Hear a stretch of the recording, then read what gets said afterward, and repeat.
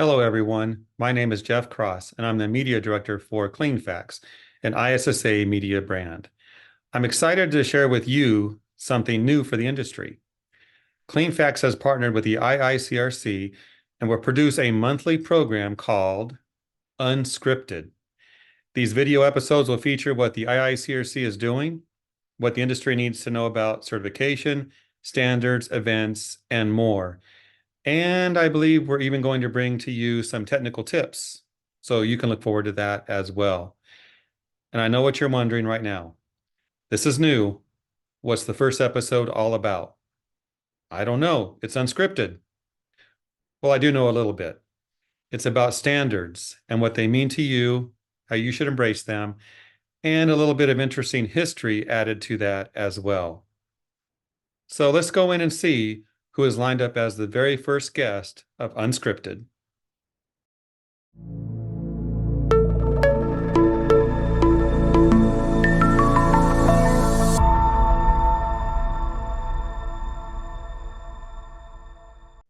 What a surprise, Mili Washington. How are you doing today? I'm good, Jeff. How are you? I'm good. Thank you for joining us on the first episode of Unscripted.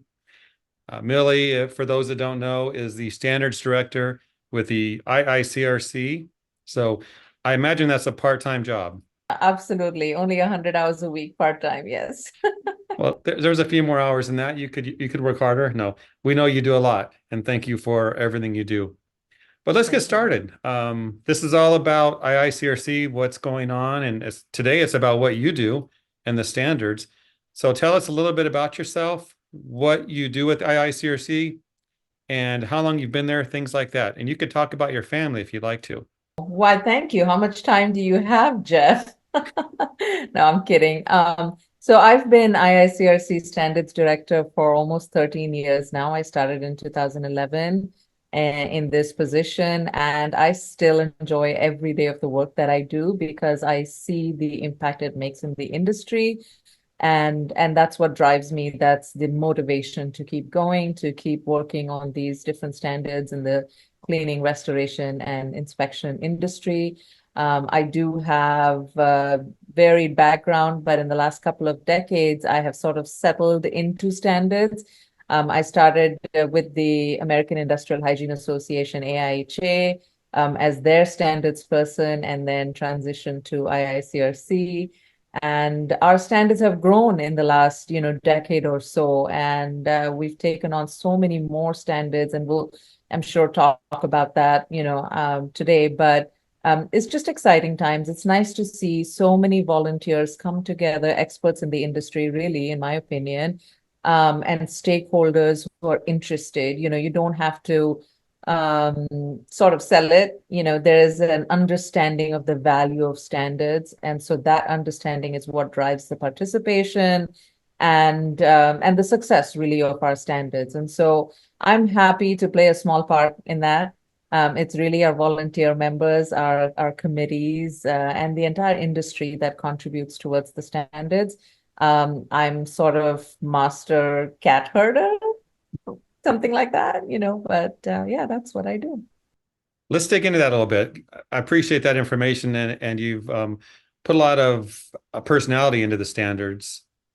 But I have to say this, Mili, when most think of IICRC, and I've talked to people about this, they think of the classes.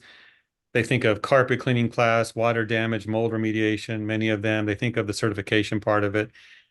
But where do standards come into play? How many are there and how are they used? Can you talk about that? I to myself, I usually will say, well, where's the S in IICRC? There's no S, right? But the S is what everything else is standing on. At the S, the standards are the foundation that the rest of the institute is built on. So we write the standards in the different fields. For example, we're working on new standards for structural fire and for wildfire restoration. And so those, once they're published as American national standards, will be the foundation that the rest of the fire certification, training, schools, instructors will be based on. And so I'd like to think of standards as a strong as the strong pillars that IICRC stands on. We do have many pillars, and the number of pillars are growing, over 20 at this time.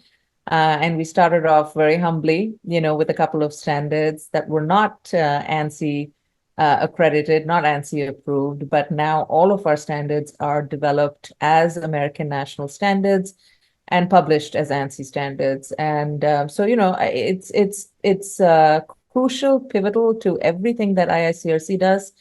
And, it's sort of, in some ways, behind the scenes, the work that goes on, because the work that is done by our standards committees is really industry work. It's the industry representatives and stakeholders coming together and writing these standards. It's not IICRC. IICRC sort of sets the table for this grand party and invites everyone. And it's the folks who come to it that are writing the standards. It's not IICRC that dictates a single word that goes into our standards. But then when published, those standards create the foundation of everything else that the Institute does. Well, thank you for clarifying that. Makes sense. But Mili, when I have many standards here from way back, and they're books. So some might say, well, they're guidebooks, and people can just write them. There has to be a lot that goes into it. Can you talk about that? How many days do you have, Jeff? We just have a few minutes, so. Okay, I'll do this super quick. So, okay. As an ANSI accredited standards developer, IICRC has some very strict requirements to meet in order to maintain that accreditation, in order to maintain that ASD accreditation under the ANSI umbrella. What ANSI does is it supervises the process that is used by standards developers to develop and publish these standards. And I'll just touch on a couple of the basic tenets that are important that we follow. It's things like being open in our process, transparent, making sure that we provide notifications to all stakeholders, making sure that we have a public review process, which is very robust and rigorous. We get audited by ANSI on a regular basis. There's requirements for balance and lack of dominance on our committee. So there's a lot of, and I haven't even touched on everything. There's an appeals mechanism, for example. There are a lot of checks and balances that are in place with the ANSI process that ensures that no one person or specific interest in an industry can go rogue and write a standard and have that published. The system, the process does not allow for that. And so that's the difference, I think, between saying, well, let's put together a guidance document. It's a book. We'll put it together. We'll publish it and we're done. Easy peasy. The standards are not quite like that.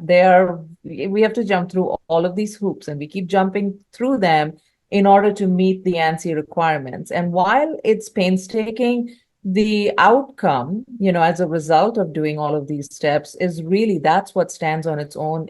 What we are able to publish are credible documents that have had input from the industry, from stakeholders, and therefore, as a result, are just better. When we go through that public review process, we sometimes will receive hundreds, if not thousands of comments. And yes, it's a little discouraging to put something together and have the entire industry kind of tear it apart.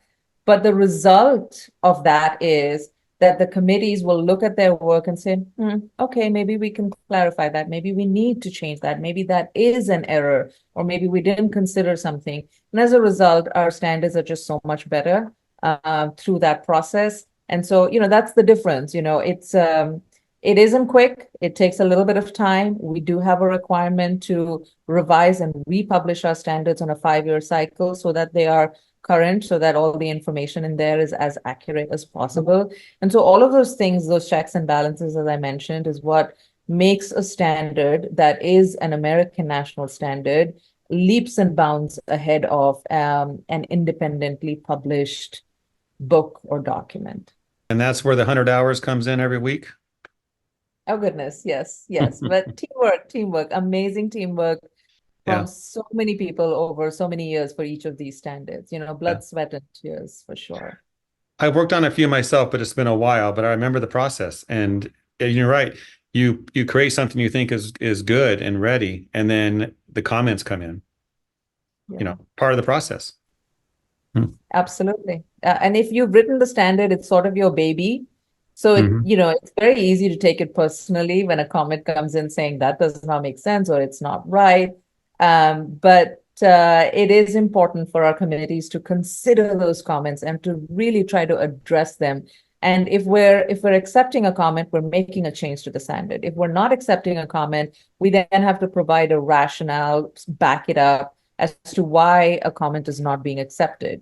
So um, all in all, just difficult, but well worth it. Mhm. So you talked about how the standards are used they drive things in the industry, but any unique ways that they're used that we haven't touched on? Absolutely. These standards, once they are published and accepted in the industry as, um, for lack of a better term, really the Bible for whether it's cleaning, restoration, water damage, mold remediation, whether it's trauma and crime scene. Once they are accepted in the industry, they become the de facto standard, which means that if you don't follow it, you could be liable for the quality of work you have done or not accomplished. If it is outlined in the standard and it isn't completed in accordance with the standard, then there are consequences to that, and there are legal implications to it. There are insurance implications to it because, well, the standard says this, but you did not follow that, and so therefore, it's that's what is there in black and white for a company to either rely on and say, well, we follow the standard and therefore, provide that justification, or the absolute opposite of that is to not have followed the standard and therefore for the insurance companies to deny coverage for work done by a remediator, restorer, cleaning company. Yeah, that can be a scary thought right there for sure. Absolutely. So we're coming to the end of our episode, but I thought done this a while. There has to be some good memories or some favorite memories. Maybe something during a meeting or whatever. It's your There, history, there Millie.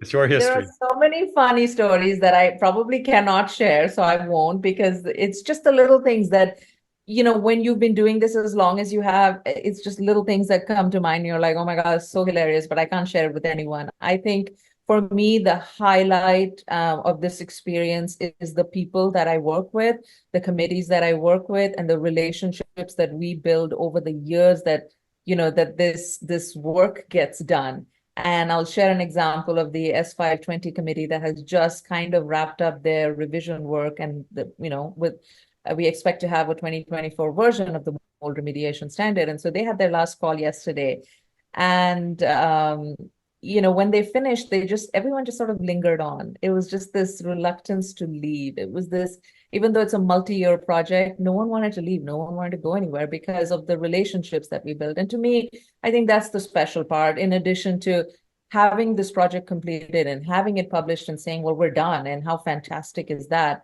It's the people, it's the people that drive the process and that make all of this enjoyable. And I'm just going to stick with that as my most enjoyable part of this whole, industry and everything that we do here. Then I recommend you write a book one day, a book about your entire experience, all the funny stories, maybe when you're done. I don't know. Thank you. That's so kind, Jeff. There will be 4 people who will be interested in reading what Oh, is in that. okay. So let's wrap it up. Those that are watching this, they want to get their own copies of the standards. Now I know we can go to IICRC's website. Now Yes. there's print and digital both. Absolutely. We do have print and digital for all of our standards. We've been doing that for many, many years. But the thing that I want to highlight is the standard subscription. It gives you an annual subscription to absolutely everything, new, old, and anything new that we publish in the time that you have your subscription. And so if we have 6 new standards published in a year, you automatically get access to that. So that would be my recommendation. Is A, digital, because so much easier to find stuff and to take it with you on your phone or on your tablet. And then B, to have access to absolutely everything. You don't have to carry stuff with you. So the subscription is what I would recommend. And that's where you get absolutely everything that we do. Okay. And down below the video, I'll put a link into the standards page. Does that sound good? Yes, please. Thank you. All Yes, right. lots of information there. And also just, from me, just a final thought in terms of participation. Participating in standards gives you a voice at the table. It gives you an opportunity to shape the industry. And so if you have an interest in any of the standards that we're working on, please let us know. We welcome input and we invite that always.